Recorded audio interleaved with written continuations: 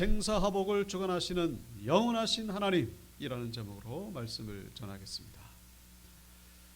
이 다니엘과 세 친구 바벨론 포로로 1차 포로 때 끌려오게 됩니다. 이 다니엘과 세 친구는 특별히 이 왕궁에서 일하는 사람으로 이렇게 선택을 받게 되는데, 다니엘과 세 친구들은 뜻을 정함으로 이제 왕이 주는 음식을 거절하고 그리고 오직 물과 채소로만 음식을 먹게 됩니다. 열흘 뒤에 보니까 왕의 음식을 먹은 자들보다 훨씬 더 윤택하고 아름다워서 다니엘과 세 친구들은 계속해서 물과 채소만 음식을 먹게 됩니다. 자, 그리고 나서 이제 얼마 뒤에 시간이 지난 후에 이 바벨론의 느부갓네살 왕이 꿈을 꾸게 됩니다. 꿈 이야기가 오늘 이 다니엘서 2장에 나오죠. 이 꿈이 보통 꿈이 아니었습니다. 그래서 이 느부갓네살 왕이 바벨론 제국의 모든 점쟁이와 술객들을 불러다가 이 꿈에 대해서 좀 더 자세히 알기 위해서 사람들을 불러 모았지만은 결국 아는데 실패를 했습니다.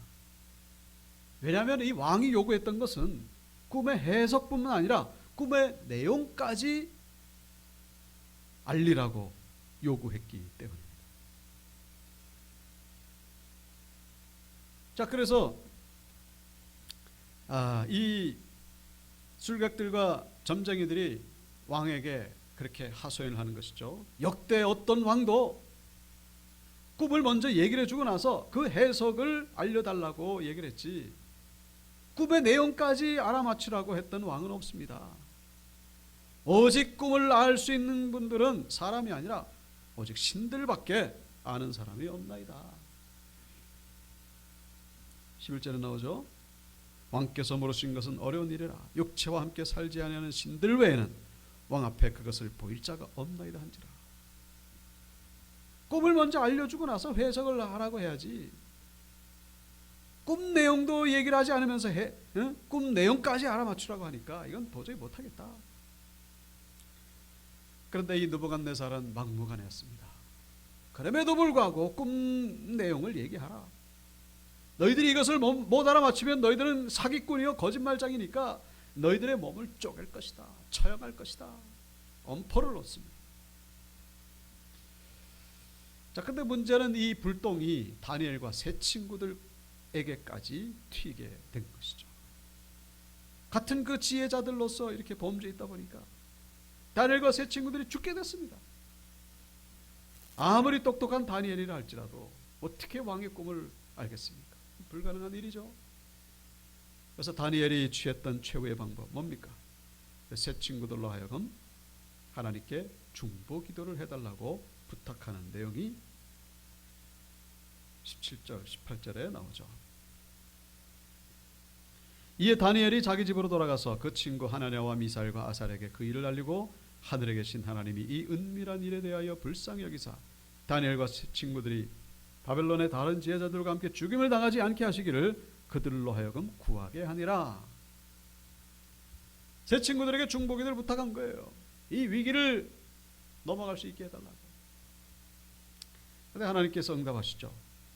19절. 이에 이 은밀한 것이 밤의 환상으로 다니엘에게 나타나 보임에 다니엘이 하늘에 계신 하나님을 찬송했다라고 그렇게 기록하고 있습니다.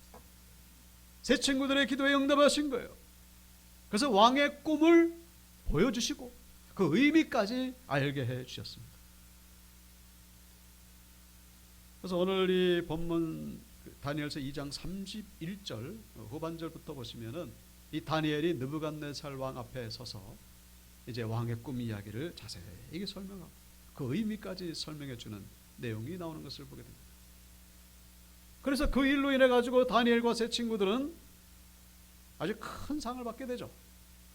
다니엘은 이 바벨론 제국의 모든 지혜자들의 어른이 되고 지혜자 가운데 가장 높은 자가 되는 것이고, 그리고 세 친구들은 바벨론 제국의 이 지방의 일을 맡겼다라고 하는 그런 이야기가 나오는 것을 보게 됩니다. 하마터면 죽을 뻔했는데, 하마터면 모든 것이 끝장날 뻔했는데 되려 이것이 전화위복이 되어서 바벨론 제국의 높은 자리에 올라가게 된 것을 성경은 우리에게 보여주고 있습니다. 그런데 중요한 것은 이것이 바로 하나님의 계획이고 하나님의 목적이었다라는 것이죠. 다시 말씀드리면 하나님께서 이 다니엘과 세 친구들을 바벨론의 이 높은 자리에 올리시기 위해서 느부갓네살에게 꿈을 보여주셨고, 그리고 이 죽음의 위기가 닥쳐오게 되었다라는 사실을 우리가 기억해야 된다는 것입니다.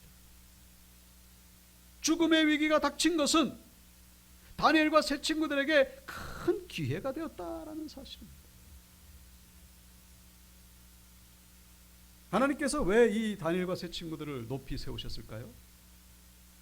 잘 먹고 잘 살게 하기 위해서? 그게 아니겠죠? 이들에게는 하나님 앞에서 감당해야 될 사명이 있었어요. 사명이 있었기 때문에. 특별히 다니엘 같은 경우는 다른 사명도 있겠습니다만, 이 지금 이스라엘 백성들이 바벨론 포로로 잡혀왔잖아요. 근데 다시 돌아가야 되는데, 다시 돌아가는 데 있어가지고 결정적인 역할을 했던, 그 사명을 감당했던 자가 바로 다니엘이었다라는 사실입니다. 다니엘서 1장 21절에 보시면은 다니엘은 고레스 왕 원년까지 있었다라고 그렇게 기록하고 있죠. 고레스 누굽니까? 이스라엘 백성들 다시 고국으로 돌아가라 명령했던 그 왕이죠. 고레스는 오늘 본문의 배경은 바벨론입니다만, 고레스는 페르시아 왕이에요. 제국이 바뀌었습니다. 그때까지 다니엘이 있는 거예요. 그런데 이 고레스가 이스라엘 백성들 너네 나라로 돌아가라고 명령했을 때 성경에 보시면은 하나님의 감동을 받아서 이 명을 내렸다라고 그렇게 기록하고 있는데, 고레스가 어떤 방법으로 감동을 받았을까요? 하늘에서 음성이 들려왔을까요? 하나님의 음성이 야 고레스야 너 이스라엘 백성들 돌아가라고 명령해라 그렇게 말씀하셨을까요?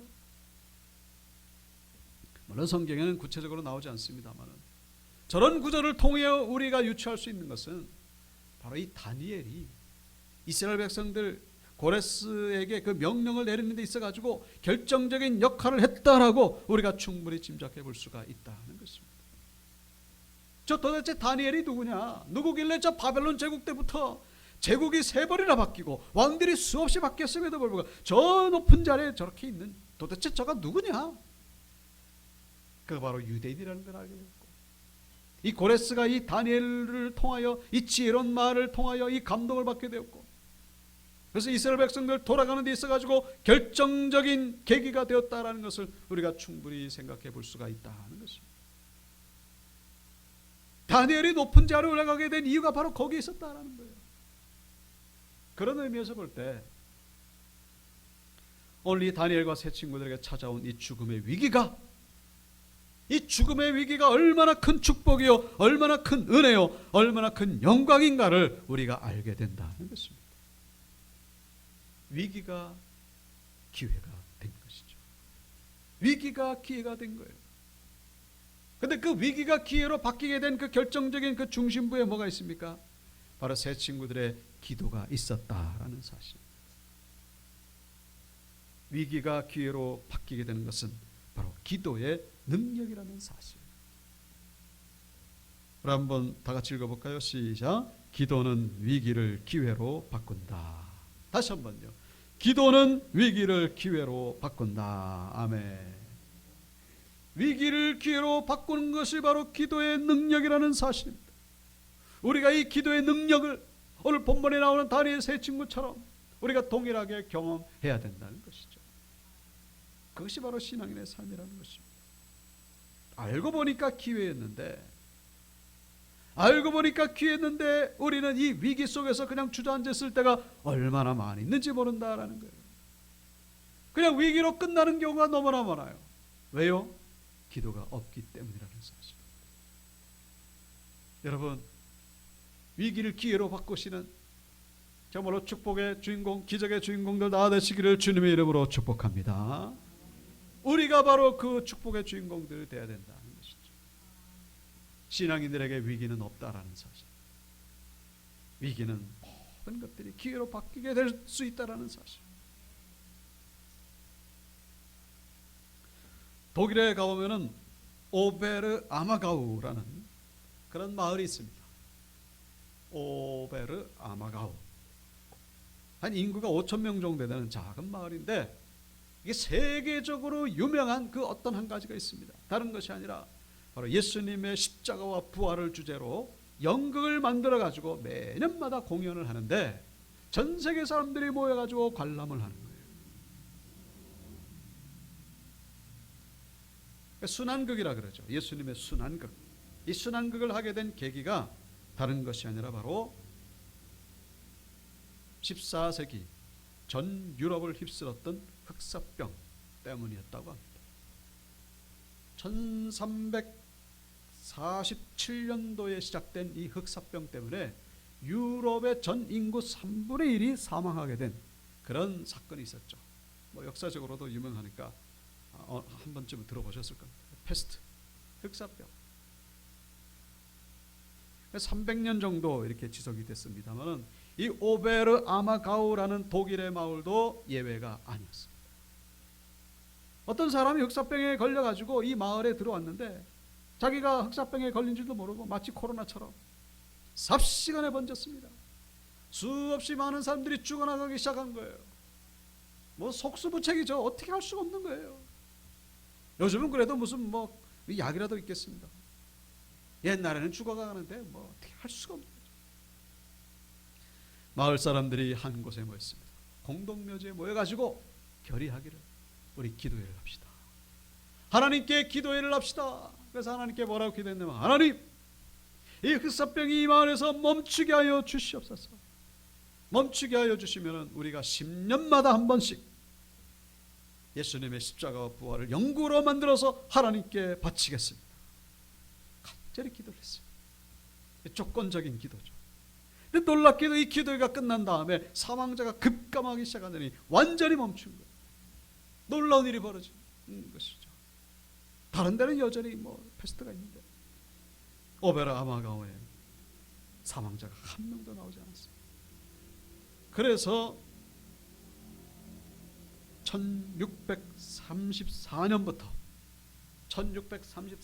매 10년마다 이 전 5천 명이 되는 인구 가운데 절반 이상이 모여가지고 이 연극에 참여하기 시작했습니다.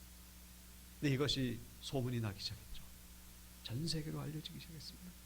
그래서 사람들이 모여가지고 구경하기 시작했습니다. 그러니까 2002년도부터는 10년에 한 번이 아니라 1년에 한 번씩, 그것도 5개월 동안 연극을 하는데 100번이 넘게 연극을 합니다. 연극을, 지금 연극하는 저 모습이죠. 이 날짜가 정해지면은 그 1년 전부터 이 표가 매진된다고 합니다. 저 오베르 아마가우는 저 조그만 마을인데 농사 짓기도 힘든 그런 지형이라고 합니다. 가난했던 그런 마을인데, 이 관광객들이 막 모여들기 시작하니까 1년에 1,000억 원 수익금이 발생하기 시작합니다. 그러니까 1인당 평균적으로 한 해에 2천만 원씩, 네 식구면요 8천만 원을 벌어요.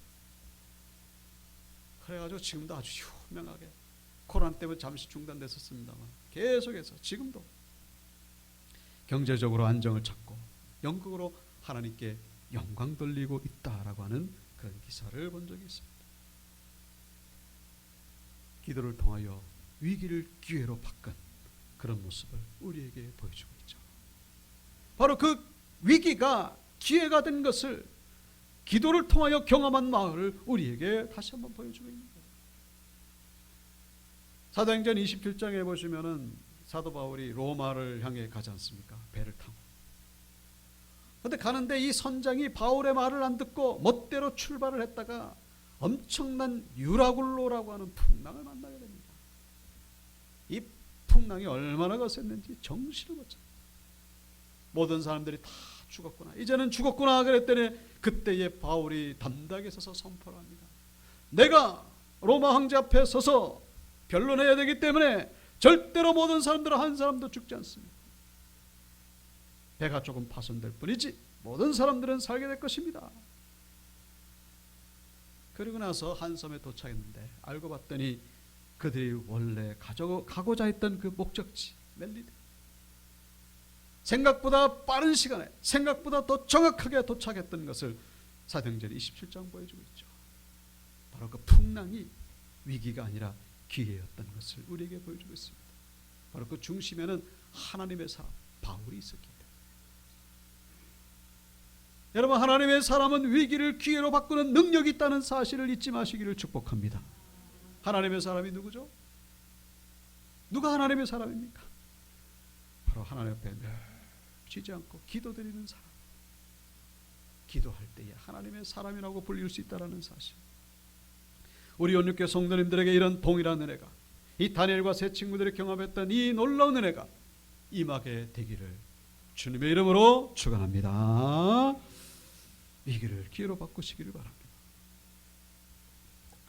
자, 오늘 본문에서 이 느부갓네살이 꾼 꿈이 어떤 겁니까? 큰 신상이에요. 사람 모양 신상인데 이제 머리는 금으로, 이 가슴은 은으로 만들어지고, 그리고 배와 넓적다리는 구리로 만들어지고, 종아리는 철로, 그리고 이 발은 철과 진흙이 섞인 그런 재료로 만들어진 거대한 신상이었습니다. 그런데 갑자기 사람이 이렇게 자르지 않은 그런 돌멩이가 날라오더니 발을 침으로 인해 가지고 이 신상이 와르르 무너지고, 그리고 저 발을 친 돌멩이가 온 세상에 가득하게 되는 그런 장면의 이 꿈의 내용이었습니다.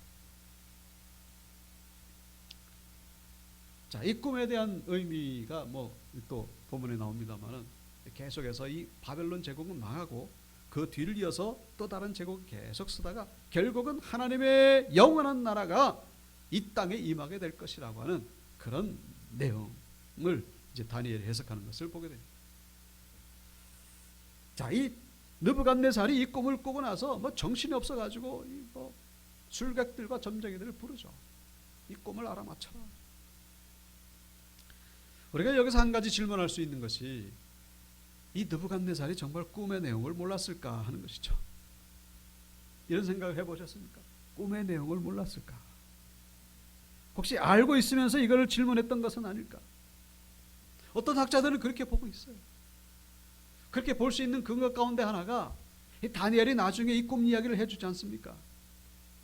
근데 꿈 이야기를 해줄 때에 이 다니엘이 말한 것이 정말로 이 느부갓네살이 꾼 꿈인지 아니면 다니엘이 지어서 한 얘기인지 그걸 구분할 길이 어디 있겠습니까?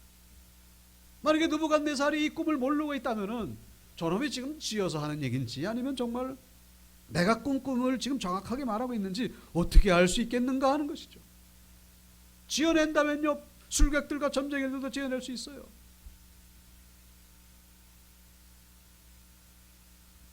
그리고 또 한 가지는, 이 느부갓네살이 다니엘로부터 꿈 이야기를 들었을 때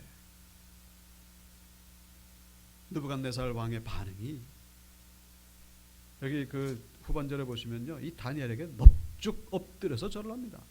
46절에 나옵니다. 이에 느부갓네살 왕이 엎드려 다니엘에게 절하고. 예를 포로로 잡혀온 자에게 엎드려서 절한다? 이건 상상도 못하고. 여러분, 다니엘이 말했던 이 꿈의 의미가 뭡니까? 한마디로 바벨론은 망한다, 그런 얘기예요. 당신의 나라 느부갓네살 바벨론 제국, 이게 엄청난 것 같지만 망합니다. 그리고 하나님의 나라가 임합니다. 여러분, 이 얘기 들었을 때에 기분이 좋을까요, 나쁠까요? 당연히 나쁘죠. 영원할 것 같은 이 바벨론 제국이 망한다, 그 얘기를 들었을 때에 아마 분노라든가 어떤 근심이 가득 찼을 텐데, 느부갓네살은 그런 반응을 보이질 않고 있어요. 도리어 넙죽 절하고 있습니다. 그리고 그 하나님을 찬양하고 큰 상을 베푸는 완전히 정반대의 반응을 보이고 있죠. 이게 무슨 얘기입니까? 이 느부갓네살이 정말로 알고 싶었던 것은 이 꿈의 내용이기보다는, 꿈의 내용을 알고 싶은 것이 아니라 정말로 뭔가 있구나, 도대체 이 꿈을 보이신 자가 도대체 누구냐, 정말로 신이 있는 것 같구나, 진짜 신이 있는 것 같다, 도대체 그 진짜 신이 누구냐. 그렇다면은 내가 꿈 이야기를 안 해주고 이 꿈 이야기를 알아맞추는 그 자가 섬기는 신이야말로 진짜 신이다라고 생각했을 것이다. 짐작해 볼 수가 있다. 내 꿈을 알아맞추는 자, 그 자가 섬기는 신이야말로 진짜 신이구나, 그런 생각을 했기 때문에 다니엘이 이것을 알아맞혔을 때에 엎드려 절할 수밖에 없었던 거예요. 꿈의 내용, 여러분 느부갓네살에게 이거 알려줘봐가 무슨 소용이 있겠습니까? 우리에게는 의미가 있겠죠. 그 느부갓네살에게 이 꿈 내용 해봐요. 뭔 소용이 있겠습니까? 의미 소용없어요. 느부갓네살이 정말 알고 싶었던 것은 정말로 신이 누구냐 하는 거예요. 바벨론에는요 수많은 신들이 있어요. 그런데 이 술객들과 점쟁이들이 꿈을 모른다고 하니까 내 꿈을 알아맞추는 신을 섬기는 저자들 도대체 무슨 가치가 있느냐, 그래서 죽이겠다고 한 거예요. 살려둘 가치가 없어요. 아깝지가 않아요. 진짜 신을 섬기지 않는 자들 살려둘 가치가 있겠는가? 다니엘을 보니까 이 꿈을 정확하게 하는 거죠. 저자가 섬기는 신이야말로 진짜 신이구나. 내가 찾던 그 신이 바로 정말로 저자가 믿는 신이구나. 절할 수밖에 없었던 거예요. 물론 다니엘에게 절한 것이 아니라 다니엘이 섬기는 하나님께 절을 했던 것이죠. 그래서 하나님을 찬양. 47절에 나오죠. 너희 하나님은 참으로 모든 신들의 신이고 모든 왕의 주제시구나. 내 하나님이 정말로 이 은밀한 것을 내게 나타냈구나. 그래서 다니엘을 왕궁에서 일하게 합니다. 가까이에서 일하게 하죠. 왜요? 다니엘이 섬기는 신을 가까이 하고 싶은 마음에서 다니엘을 높이 세웠다라는 것, 우리가 충분히 짐작해 볼 수 있다라는 것이죠. 정말로 참된 신이 누구냐? 자, 우리 여기서 한 가지 또 질문할 수 있는 것은, 여러분, 왜 하나님은 느부갓네살에게 이 꿈을 보여주셨을까? 다른 사람도 아니라, 뭐 백성 중에 한 사람도 아니고, 왜 느부갓네살에게 이 꿈을 보여주셔서 어떤 이유가 있을까? 어떤 이유가 있을까? 우리가 오늘 본문에서 눈여겨봐야 될 이 구절이 바로 2장 1절 말씀입니다. 2장 1절에 보시면은 느부갓네살이 다스린 지 2년이 되는 해에 라는 구절이 있습니다. 느부갓네살이 다스린 지 2년이 되는 해에, 얼핏 보면은 왕이 된 지 2년이라고 그렇게 해석하기 쉽겠습니다만은 그렇게 우리가 받아들이지 않습니까? 왕이 된 지 2년 때에 꿈을 꿨나? 근데 예레미야서 2장 52장에 보시면요, 느부갓네살 7년에 1차 포로 유다인 3023명을 잡아가고, 느부갓네살 23년에 이 3차 포로입니다. 4600명을 포로로 잡혀갔다라고 그렇게 기록하고 있어요. 그러니까 이 오늘 본문의 이 2년이 느부갓네살이 왕이 된 지 2년이라 그러면요, 뭐가 앞뒤가 맞지가 않아요. 이미 오늘 이 본문은 이 3차 포로까지 다 끝나고 모든 것이 다 평정된 그런 상태입니다. 그런데 지금 본문에 지금 다니엘도 지금 붙잡혀 와 있는 상황이고, 그런데 왕이 된 지 2년째의 꿈을 꿨다? 이게 뭐가 안 맞아. 그래서 이 1절은요, 이게 번역에 오류가 있었던 거예요. 번역에 오류. 정확한 번역은 뭐냐? 바로 예수님 당시의 역사가인 요세푸스가 기록한 그 글이 있습니다. 거기 보시면은요, 2년이라고 하는 것은 애굽을 정복한 지 2년이라고 그렇게 기록한 것을 보게 됩니다. 왕이 된 지 2년이 아니고 이미 왕은 옛날에 됐고, 무슨 2년? 애굽을 정복한 지 2년. 여러분, 이것이 중요한 거예요. 이게 왜 중요하냐? 여러분, 이 바벨론의 느부갓네살은요, 당대 최고의 왕입니다. 다만 유일한 라이벌이 있었죠. 라이벌 왕국. 그게 바로 애굽입니다. 근데 이 애굽을 정복했다.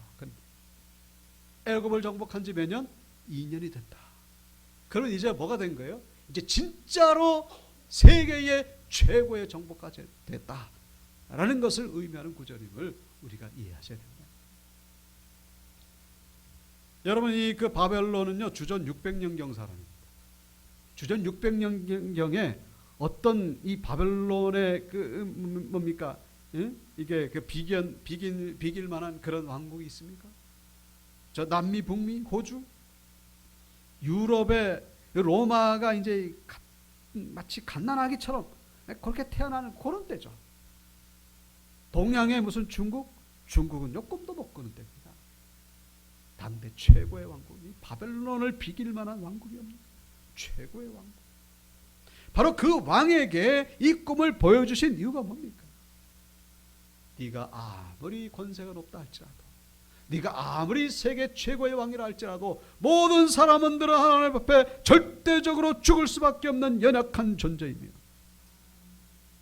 그리고 이 나라를 세우기도 하시고 폐하기도 하시는 역사의 주관자 되시는 하나님께서 결국에는 이 땅에 하나님의 나라를 세울 것이다 라는 것을 알리시기 위함이라는 사실을 우리가 이해해야 된다라는 사실입니다.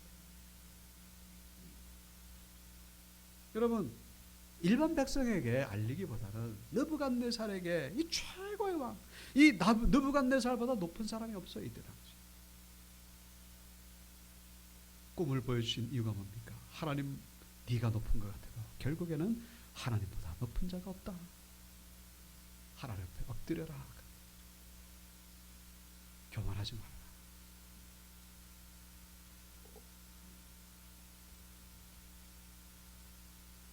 이 사람의 모양은 인본주의를 말합니다. 돌은 예수 그리스도를 말하죠.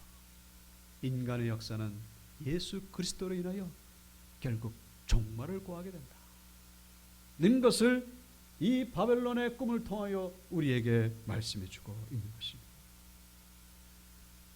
마태복음 21장 건축자들이 버린 돌이 모퉁이에 머릿돌이 됐나니 돌 위에 떨어진 자는 깨지겠고 이 돌이 사람 위에 떨어지면 그를 가루로 만들어 흩으리라 하시니, 사람에게는 버림바가 되었으나 하나님께는 택하심을 입은 보배로운 산돌이신 예수께 나와. 이 돌은 바로 예수 그리스도를 말합니다. 예수 그리스도께서 이 인류 역사를 끝장내신다. 느부갓네살에게 보이신 이유가 바로 여기 있다라는 사실. 세부적인 내용을 앞으로도 계속 우리가 해나가겠습니다만, 저 신상은요 결국 인류 역사의 축소판입니다. 인류 역사의 축소판. 그러니까 인류 역사가 하나님 손바닥 안에 있다 그런 얘기죠. 인류 역사만이 아니라 개인의 생사화복도 하나님의 손바닥 안에 있다라는 것을 우리에게 말씀해 주고 있습니다. 그 결정적인 예가 뭐예요? 바로 다니엘과 세 친구들입니다. 다니엘과 세 친구들이 바벨론에 있는 줄 알았더니 알고 보니까 어디 있는 거예요? 하나님의 은혜 아래 있었다라는 것이죠. 바벨론에 있는 게 아니고 여전히 하나님의 은혜 안에 거하고 있었다라는 사실을 성경은 우리에게 보여주고 있습니다. 바벨론과 느부갓네살은 역사 속으로 사라졌어요.